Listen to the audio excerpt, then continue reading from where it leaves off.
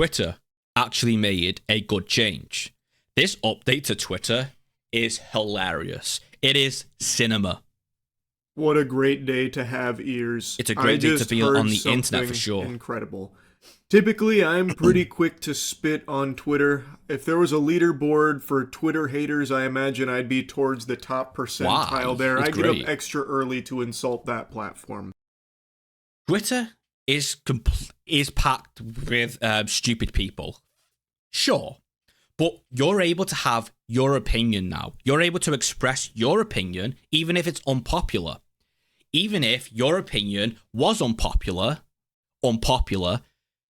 but now it turns out that it actually is the popular opinion. It's just the people who had the same opinion as you all got banned. Today, this does not happen.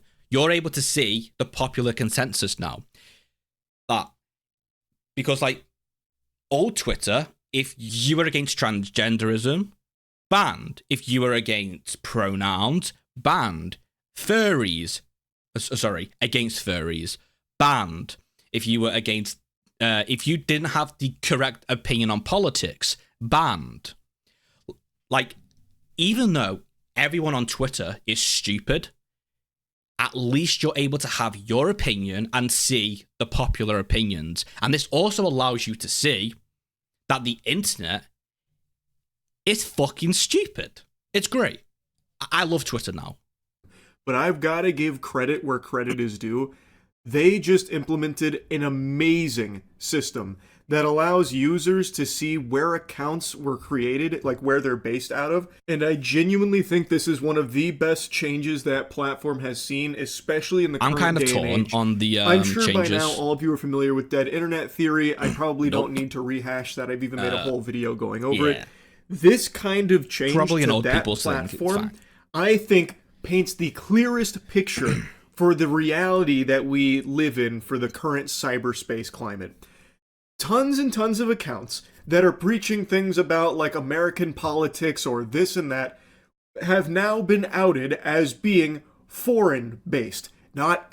Yes, and plus half of the hot girls on Twitter are also it turns out that they're all guys, basically. So you have a guy in India flirting, talking to a girl in the West, and then you have the girl in the West who says, "Can you send me $100? I will love you forever." And then you have the guy inside of India who says, "Of course, my baby, I will send you $100. I can't wait to see you. I love you." And then it turns out the hot girl is actually a guy from Pakistan called Akmal. So the entire time for an entire year, this Indian guy has been flirting and paying a guy in Pakistan. Absolute fucking cinema. It is hilarious. I love it. Actually American. And of course, that's only one of many things that have spawned as a result of this change, all of which I think are extremely positive to real people that try and engage on the World Wide Web.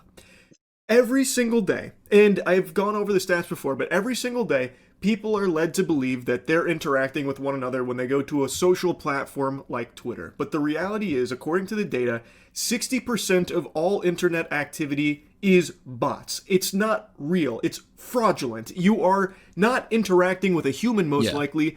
The problem to bots is occasionally they're pretty easy to spot. And then you have ones where this could be a bot, but it could also be a person.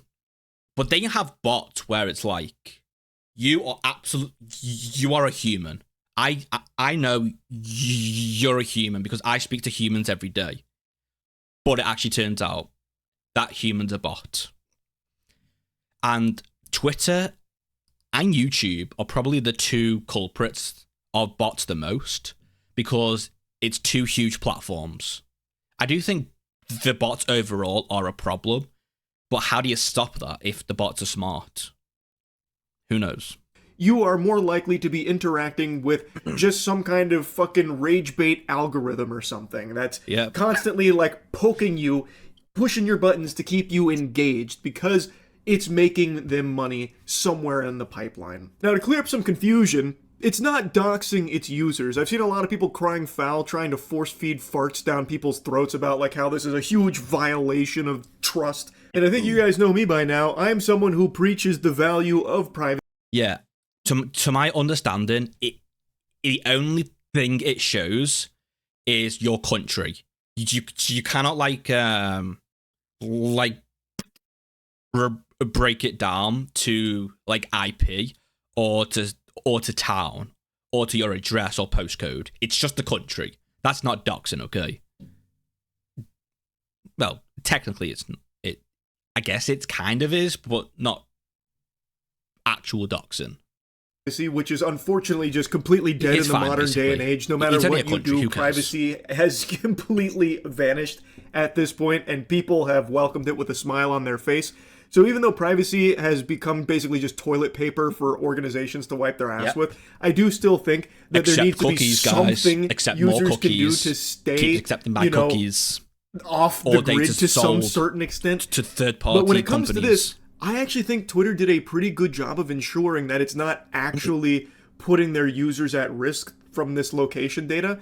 Something that they made a mention of is that in countries where freedom of speech is limited and there could be like punishment for what users are saying in the region, they can instead just show like the broader region there as opposed to like users in countries where freedom of speech is here's the problem. I'm in the UK, right? You probably heard of people in the UK who have been spoken to and even arrested by the police for hate speech, right, on Twitter. This allows the government to put, you're in the UK, you go into this list. You're in the States, you go into this list. Germany, this list. France, this list. England, this list. Scotland, this list, right? And basically, it gives the government an easier way to track everyone's tweets in the UK, which means it's easier to crack down on hate speech, basically. So it's like, again, I'm torn on this. A part of me is like, this shit is fucking hilarious, but a part of me is like, this is a problem in countries such as the UK. Specifically where they're at, where they could face retribution. I think that is a smart decision there, so that way users aren't just immediately on the fucking chopping block in places where freedom of speech is poo-pooed. So, like, I don't really think it's doxing users, and I actually think this is a very valuable thing, because all these accounts now that are really upset about it are ones that are actively trying to meddle and pretend to be what they are not online to influence or brainwash or what have you, or make money off of this impersonation. And I think this is a good step in a direction where people can finally see what's real and what's fake. I think that is very helpful.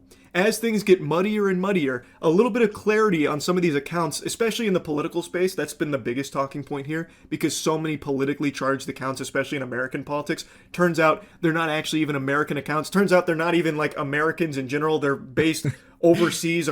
Yeah, on Twitter, patriots, and you have the flag of the states, and then you have the eagle. And like his posts are, all these immigrants are causing problems. But then you check his country. He's Chinese. It's a guy in China. Okay. It's like, it's just amusing to me. Across the pond. So being able to see that, I think, is extremely helpful, so people can start to maybe break out of their bubbles and their echo chambers and realize, oh, I'm being misled here. These accounts I've been following that are pretending to be like me and relate to me in my country, well, they're not actually real. This is all phony baloney. Now, what's not phony baloney is good hygiene, and it's something you need to take very seriously, and the best way to improve your hygiene is some high-quality soap, so why not get the best soap ever created. I'm talking about Cheeky. Right now, Cheeky's got our big Black Friday sale going on where you get 20% off all of our soaps using any creator code. So go to usecheeky.com and get yourself some soap. Now, I learned about this whole Twitter change from Dolan Darkest, whom he's been like my go-to recently. He has got his finger on the pulse of fucking everything happening online, and he presented a lot of really interesting ones, so I want to show you a couple of clips from his video here. Pro-Trump, pro-American accounts were based out of Nigeria. One account, simply called American, from Pakistan. Accounts designed to get money for Gaza were based... 1 minute. Account, flag, eagle, Pakistan. See? Accounts designed to get money for Gaza were based out of Nigeria. Vladimir Putin News was from Pakistan. And there were plenty of scammers pretending to be white women. I feel like it shouldn't be that surprising to people that a lot of these accounts are actually just fucking bot farms somewhere overseas. It seems like a lot of them were based in Pakistan. Like, it really... Guys, like, yes, it is a problem. It is a problem. But at the same time, come on. It's fucking hilarious. It just is. It's so... It's just amusing to me. Isn't like the most eye-opening news ever that these accounts are fake. There is a business here where they are fanning flames, keeping people fearful, latched onto their titty, suckling their milk because it's making them money. Well, so they meddle in foreign affairs in order to build a following and make money off of it, and constantly feeding you things that'll keep you afraid. Guys, quick question. Where can I get that? This statue of the king. That's fucking badass. How do I get that? Where do I get that? Damn, he's fucking balling out, huh? With all these, like, statues. Got, like, the halo. Oh my god. On this shit. I'm jealous. And keep you coming back to their pages. But it's not real. They are based outside of the area for which they so passionately fight for and pretend to be from. It is impersonating. It is lying to you. One account known as Lisa Artist posting "Nobody wished me on my birthday" and posting this AI slop saying "I am ill and fighting with cancer." To be fair, this shit is everywhere on Facebook, okay? You have girls in like the 40s who like a picture comes up of a duck. You know what? No, I'm going to be a bit more accurate. A kid in Africa who has 2 teeth, he doesn't have his legs or arms, and he's playing the flute. And then you have all these girls,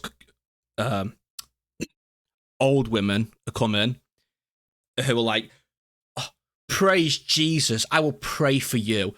God help your soul. Oh, that's so cute. And that existed, by the way, 8 years ago. I was on Facebook. I saw this exact thing 8 years ago. Now it's on like every platform, and it's better. This is better than the pictures 8 years ago, for sure. Well, but it's still funny though. Can I get likes? There were plenty more bot accounts just like this, and they were all based in Pakistan. To be fair, if you were... That's the one I saw! That's the one I saw!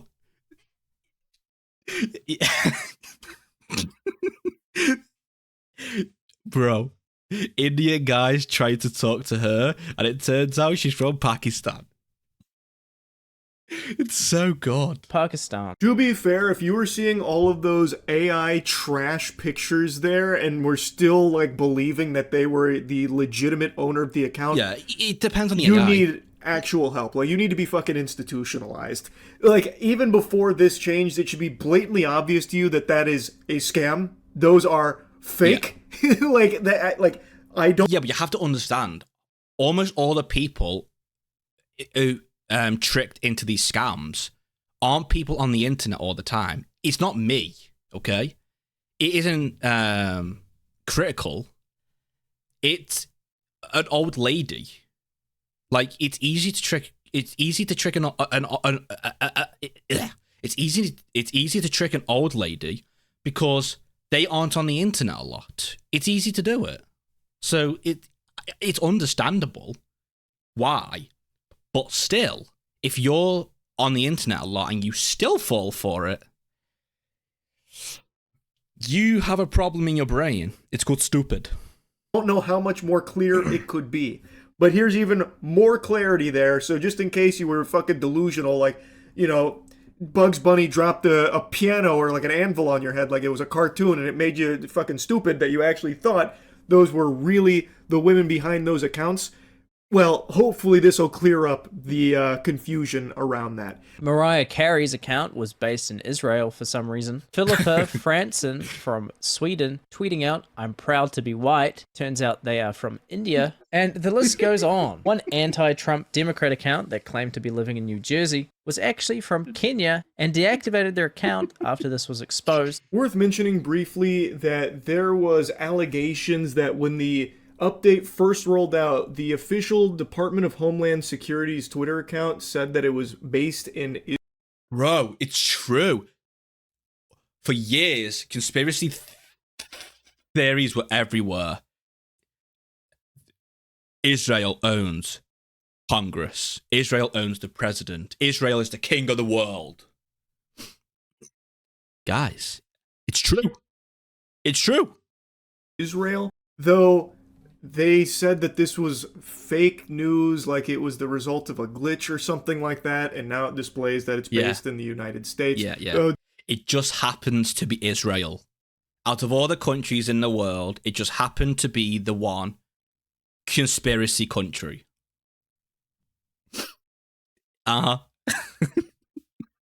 Don't know for sure, and none of the articles have been able to verify if that it's truly probably was fake, what was okay. displayed in the beginning. I But, guess yeah, we'll never you know, fully know, but it's thought it was still worth funny. putting in here anyway because it was something that was a big story that arose from this change. It's been pure chaos, pandemonium, as users have the rude awakening that a ton of these accounts they see every day, or maybe even interact with, or maybe really support, well, they're not all that you thought they were. Turns out there's a lot of underhanded tactics and a lot of shadiness going on here, if you can believe that. I actually think that the head of product at Twitter really did kind of sum it up best for why they felt the need to push a change like this forward. This is an important first step to securing the integrity of the global town square. As much as I find that vomit-inducing that they try and call Twitter like the global town square, like it's kind of cringe, that's a really good point. In order, like, if you are going to... I mean, it's kind of cringe for sure, but it's still true. Like, Twitter is like...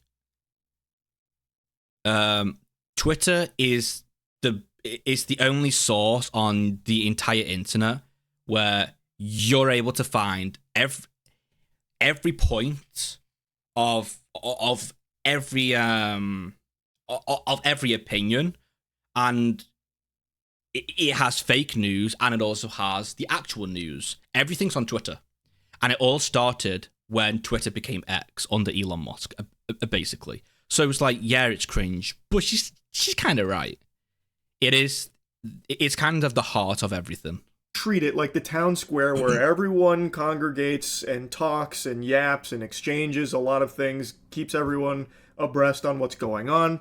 Well, there needs to be some level of trust, and that's just completely gone as the town square has been infiltrated by bad actors impersonating and pretending and scamming and misleading.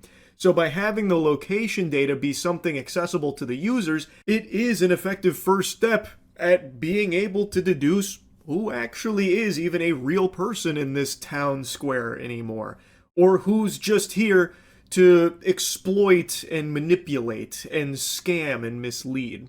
I think one of the most insane multi-layered scams to come out of this. Last year, a few OnlyFans accounts went viral on Twitter because the models were pretending to be trans in order to get attention when they were actually cis women. Well, as it turns out, these OnlyFans models were actually Indian and African men pretending to be white women who were pretending to be transgender. That one had to be the silliest one that he brought up there. Guys, I have one that's worse than this. Girls pretended to have Down syndrome to sell their OnlyFans. That's really fucking bad, right? But if you're a guy who bought that, what the fuck are you doing? What is wrong with you? You sick fuck. Like, it's insane. People, I think we have way more freaks who aren't publicly freaks. I do. We have way more of them than you might realize. That one is just kind of like a wacky plan. That is quite the scheme there. So, like I said, I actually do think this is a good change to the platform. I really do. So yeah, I just wanted to yap about it a little bit. That's it. So yeah. Yeah, and here I am to watch the yapping. Yeah, again, I'm torn on it. A part of me is like, this shit's fucking hilarious. The other part, it's going to cause a bit more, a bit more like oppressive censorship in countries such as the UK, whereas like, yes, the people inside of England aren't like oppressed, but the government do tend to crack down on hate speech a lot, don't they? And all this does, it gives them an easier way to put England into one list and everybody else into a different list, and now, instead of having to keep track of like 100k people, they only have to keep track of 10k people, right? Like, it's just, I don't know. Again, I'm torn on it.